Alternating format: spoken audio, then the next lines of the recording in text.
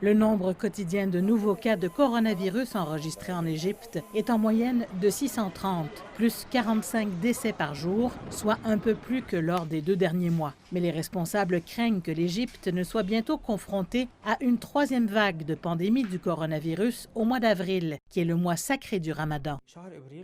Le mois d'avril est connu pour avoir des virus actifs comme la grippe et l'influenza en raison des importants changements climatiques.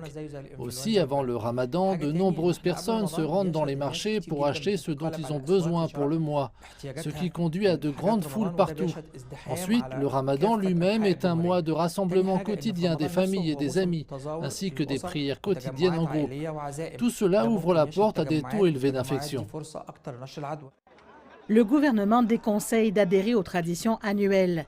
Une façon de diffuser le message est de mener des campagnes de sensibilisation religieuse. L'islam interdit que les gens se blessent les uns les autres.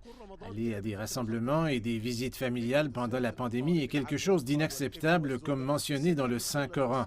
Cette année, le gouvernement a ouvert les mosquées pour les prières tant que des précautions sanitaires telles que la distance sociale sont appliquées.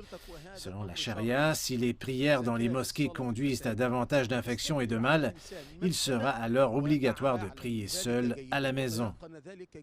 Pour le moment, il n'y a pas de confinement ou de couvre-feu en Égypte, mais le gouvernement a mis en garde face à l'adoption de mesures strictes si les cas d'infection augmentent.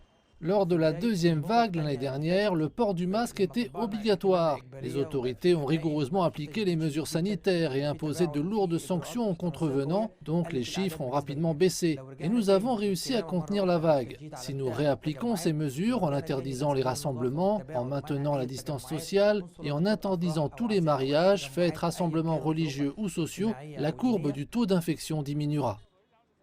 Des analystes s'attendent à ce que les prochaines semaines montrent comment la COVID-19 pourrait façonner le reste de l'année dans ce pays d'Afrique du Nord.